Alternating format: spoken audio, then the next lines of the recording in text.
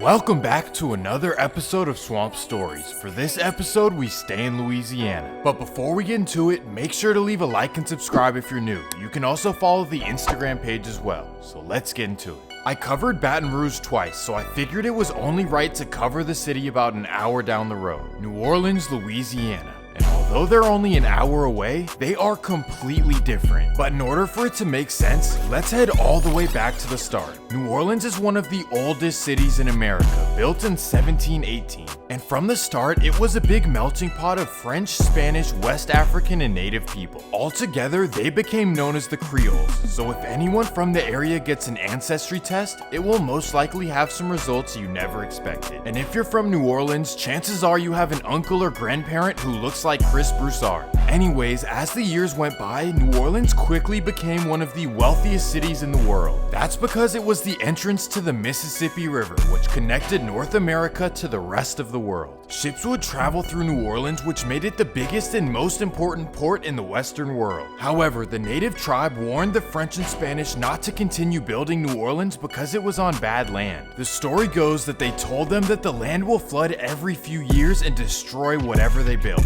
Well, they were blinded by the wealth they were building and brushed off the warning. You'd think that they'd listen though, it's not like the tribe had been living there for thousands of years or anything. Well, fast forward to the 20th century and New Orleans was a vibrant, happy, middle to upper class city. In fact, it had one of the lowest crime rates of all major US cities. But everything would change in the late 1960s. Once other forms of transportation like cars, trains, and airplanes were developed, there was no reason for New Orleans to exist anymore. And when the money stopped rolling in from the port, the underlying issues of New Orleans started to reveal themselves.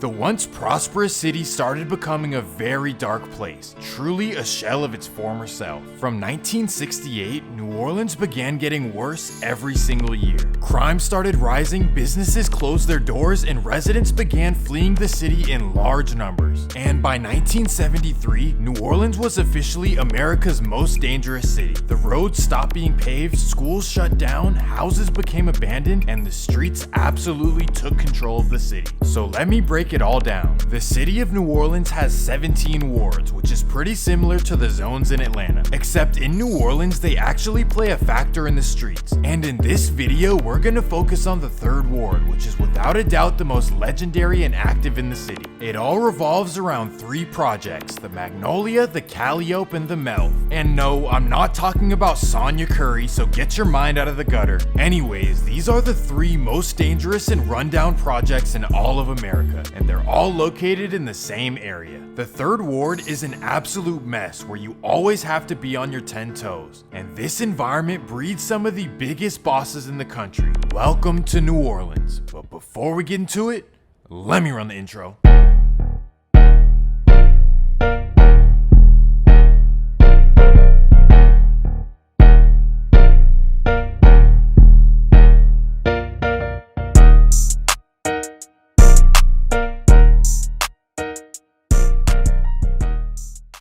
Since the 1980s, the Magnolia Project has been the main rival of everyone in the 3rd ward, and honestly in the city as well. But their main opposition has always been the guys just down the street. First, let me introduce you to the Melpomene Project, also known as the Melf. Now, technically it should be pronounced Melpomene, but it's New Orleans. This is the smallest project out of the 3, and for this episode we will be focusing on the other 2 projects. And that takes us to the famous Calliope projects. And again, it's supposed to be pronounced Calliope, but this is New Orleans. Well, the Calliope projects, also known as CP3, was always known as a wild, wild place. It consisted of 1,600 units covering 6 blocks, and the rent, you won't believe this, $8 a month for a 1-bedroom and $22 a month for a 2-bedroom apartment. And you might be thinking, wow, that's a bargain, but honestly, I don't even think it's worth that. That's because the projects had not been maintained since 1941, and residents claim that they were infested with roaches, rats, ants, and spiders. On top of this, many units had mold and rotting animals that stunk up the complex. But despite the alarming poverty in the Calliope, big money began funneling through the complex in the early 1980s. And I'm not sure if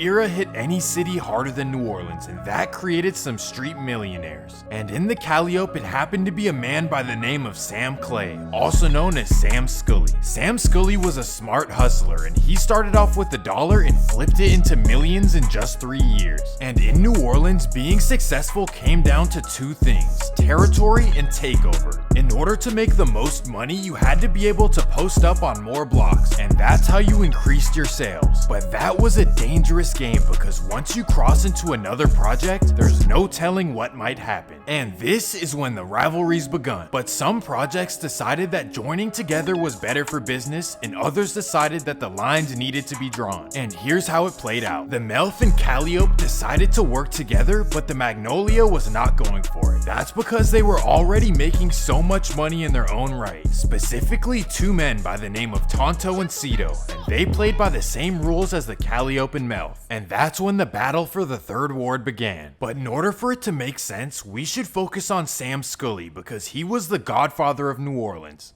And for almost a decade, he was seen as untouchable. There's no way anyone would do anything to such a powerful man. At least that's what the Calliope thought. He had graduated from the projects and purchased a 5-bedroom house across New Orleans. This is where he could handle business in peace. And by the mid-1980s, he only came to the Calliope on occasion in order to make sure the operation was a well-oiled machine. In fact, he was so cautious that no one except his children were allowed to come in his house or to even know where he lived. On top of this, he dressed like a businessman every day in order to lay low. However, in 1987, he would lose his life while visiting the Calliope.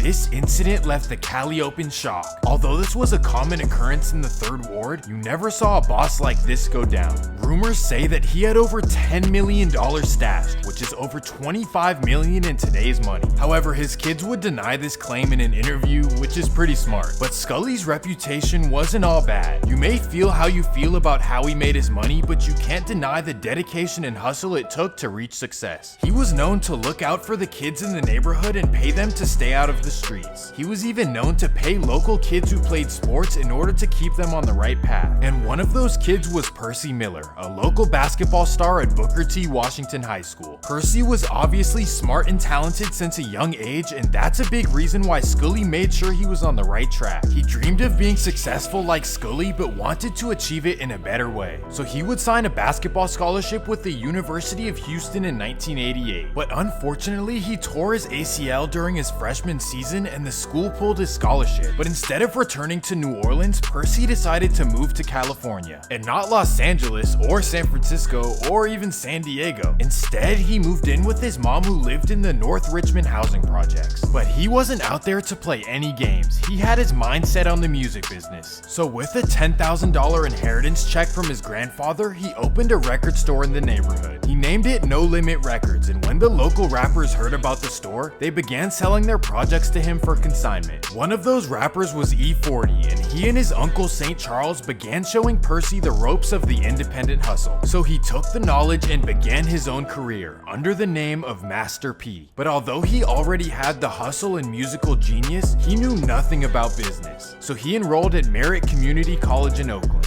But he didn't go there for a degree, but just to take business classes to strengthen his knowledge. Well, while taking classes, he met a young producer named EA Ski. So together, Master P, E40, and EA Ski mastered the independent hustle without any label. Master P had a big plan, which was to pull up to every hood in California and give mixtapes to the guy with the nicest car. That's because he knew that everyone would imitate the guy with the most money. If they heard him playing his music, they might think that it's the coolest thing to listen to. And this plan worked out very well. He even had his brothers and sisters move to Richmond as well to record albums together. And Master P fully immersed himself into the culture. You can even see him wearing Richmond hats in his music videos. His debut album sold over 100,000 copies. But he wasn't content with the local success. Working with the West Coast artists was great, but they already had their own hustle, and P knew that he could reach higher goals. So in 1995, he returned to New Orleans with a master plan, no pun intended. He knew that in the South, his music style needed to change. On the West Coast, it was all about the flow and what you're saying. For example, people wanted to hear The Game from Too Short, E40, or Ant Banks. But in the South, it's the beat that matters first. People down South want the song to make them feel a certain way, and then they'll listen to the lyrics later. And everything revolves around what's being played at the club. But Master P's first move was controversial. He signed a rapper named Soulja Slim, which surprised many people in New Orleans. That's because Soulja Slim was from the Magnolia Projects, which are rivals with Master P's Calliope projects. But Master P was all about business, and the street politics didn't matter one bit. And that's when No Limit began to rise and take over the industry. The Calliope was the new Compton. Everyone in rap was excited about what the Calliope had in store next. Other No Limit rappers like Mystical began taking over as well. People really felt the New Orleans environment through the music, and it became hip-hop's new up-and-coming city because of No Limit. But the Third Ward wasn't going to let them be the only stars. And that's when the Magnolia decided to get in on the music as well. Brian Williams, also known as Birdman, had already started Cash Money Records. But at this time, it was a much smaller operation. Their main focus was on a local Third Ward group called UNLV. The group consisted of Yellow Boy and Lil Ya, who were two of the most respected members of the Magnolia Projects. But these guys weren't business-minded like Master P. They still had one foot in the streets. And their main rival happened to be No Limit's Mystical, who they dissed in a song called Drag 'Em in the River. However, this beef was not their main issue. In typical Louisiana fashion, internal affairs took the front seat. And that takes us to 1997. UNLV and Birdman began bumping heads when the group notices that they haven't been properly paid for their music. So they go ahead and hire lawyers to prove that Birdman owes them a lot of money. But instead of bringing on a lawsuit, they decide to try intimidation first. So during a video shoot in the Magnolia, Yellow Boy shows up and walks up to Birdman. But Yellow Boy wasn't done just yet. His point wasn't getting through. So later on that day, he goes looking for Birdman again. But after hours of searching, he finally gives up, and he decides to head to Birdman's New Orleans East mansion. He pulls into the driveway and notices that nobody is home. But for whatever reason, he decides to walk in front of the home, and bam! When Birdman got the news of this, he was not pleased, but he also wasn't worried. That's because he was rolling with some of the most notorious guys in New Orleans. Most importantly, his brother named Terrence Williams, also known as Gangsta. And this guy might just be the most cold-blooded we have ever seen. Gangsta was a feared name in New Orleans, known as a guy you want to avoid pissing off at all costs. And once he got news of what Yellow Boy did to his brother, he was ready to handle business. Well, on the night of April 5th, 1997, Yellow Boy was found lying in his car in the Magnolia Projects. And instantly, all eyes were pointed in one direction, Terrence Gangsta Williams. And not long after, he would go down for it. However, in New Orleans, the law operates way differently than anywhere else. The city of New Orleans has what's known as the 60-day rule. If NOPD can't present a witness testimony within 60 days of a crime, all charges will be dropped. And that's allegedly what occurred in this case. And this rule is why almost all crimes went unsolved in New Orleans during this period. On top of this, NOPD was notorious for turning a blind eye on what was going on. But when it involved higher profile cases, the feds would take over. And for the year of 1997, the feds tapped the phone of Terrence Williams. And later that year, he was arrested for all kinds of things, a list that covers pages and pages of offense. And in 2002, he was officially sentenced to 240 years. After this, he was seen as a legend for staying solid and defending Cash Money at all costs. But this turned out not to be the case, which you'll see later on. So let's fast forward to 2002, and both Cash Money and No Limit have taken over the industry. Cash Money's Juvenile came out of the gates on fire with 400 Degrees, and Lil Wayne came out with The Block Is Hot. And for No Limit, Soulja Slim and Mystical were seeing success as well. It's safe to say that this was the New Orleans prime era, and many people wondered why No Limit and Cash Money never collaborated. They were from the same city and the same ward, so what what was the issue, but the world didn't know that the Magnolia and Calliope were arch rivals. In fact, it was one of the worst in American history, where things were going down on a daily basis. Both Birdman and Master P would talk about it in an interview. What was the situation back then? It was just that I didn't get along with some of the people he ran with. Yeah. You know, some of the people that was with Cash Money, like I told you, you know, all your friends ain't my friends. I salute them for what they done, but if I don't get along with the people you get along with, you know, I'm not gonna do business with you. That's just it.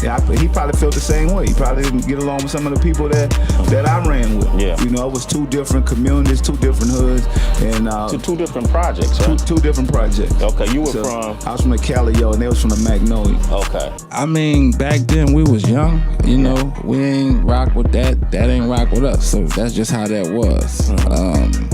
We ain't see eye to eye with nothing, you know, it was really me and him. A lot of artists got along with each other. Yeah. It was more of me and him. Maybe he didn't like who I rock with, that's where I come from.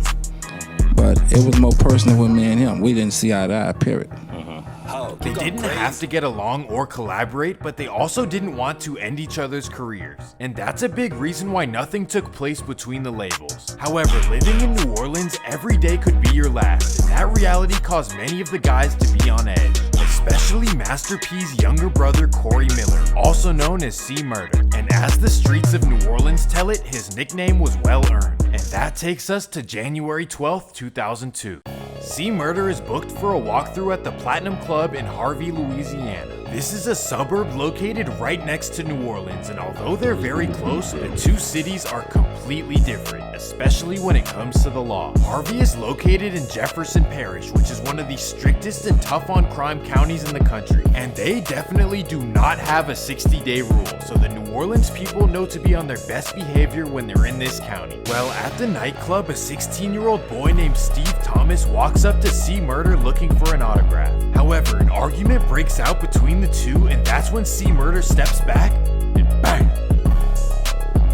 On February 28, 2002, Corey Miller was arrested at his Baton Rouge home. And here is where things get interesting. The DA brought in 2 witnesses that claimed to have seen him do it, but Corey's lawyers brought in 9 witnesses that testified that he didn't do it. But usually, in order for that to help you out, they have to say who did do it, and that never happened. Ultimately, Corey took it to trial, pleading his innocence the whole time. However, on August 10th, 2009, he was convicted after the jury voted 10-2, which in Louisiana is enough to convict. So Corey Miller received a life sentence, but Master P was not going to let his brother go down like that, so just 17 days later, a retrial was demanded. That's because one of the jurors came out and said that she was pressured by others on the jury. The 20-year-old Xavier pharmacy student claims to have been so ridiculed during deliberation that she even vomited. She claims that she folded under pressure and returned a guilty verdict against her will. So on this basis, the lawyers would ask for a retrial, and it would be granted. But unfortunately, the conviction was confirmed once again by a jury in December of 2011. But Master P wasn't done just yet.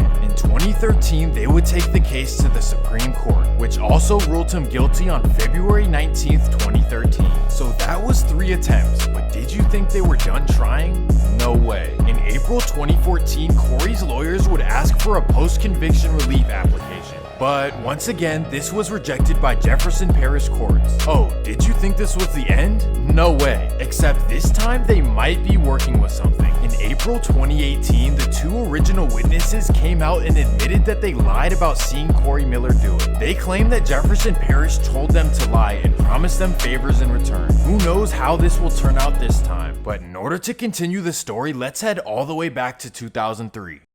This is when more bad news would come out of No Limit. They had just lost Corey Miller to the system and couldn't possibly afford any more losses. Well, Soulja Slim had become the star of No Limit, especially after his 2001 album. But things would come crashing down on November 26, 2003. Soulja Slim decides to go visit his mom in the Gentilly neighborhood of New Orleans. This is a suburban neighborhood where you would never expect anything to happen. So Soulja Slim casually pulls into his mom's driveway. But right there is a man named Jarrell Smith.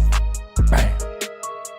Jarrell Smith went down at a New Year's Eve party in New Orleans. And what they found in his possession matched the scene of Soulja Slim, and it also matched 3 others from the Magnolia as well: Spencer Smith Jr., Mandel Duplessis, and Terry Brock. However, no witnesses were presented for 60 days, and Jarrell Smith was ultimately let free. And this reignited a rivalry in the Third Ward, and this next generation is just as bad, if not worse, than the previous one. The New Orleans has completely changed though, especially after the hurricane. But I'll keep all that for part 2, so let me know in the comments if you guys want to see a part 2, the new generation of the Third Ward. But before I conclude the video, major news broke out just last month. Birdman's brother Terrence Gangsta Williams was released from his 240-year sentence. Many people were shocked and curious why. Well, it came out that he was working with the feds the entire time and gave up names of guys in the Magnolia who committed crimes. Apparently, Birdman told Whack 100 that Terrence isn't his brother, which is not true.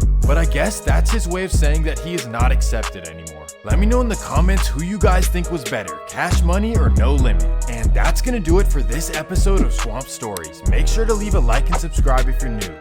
Peace!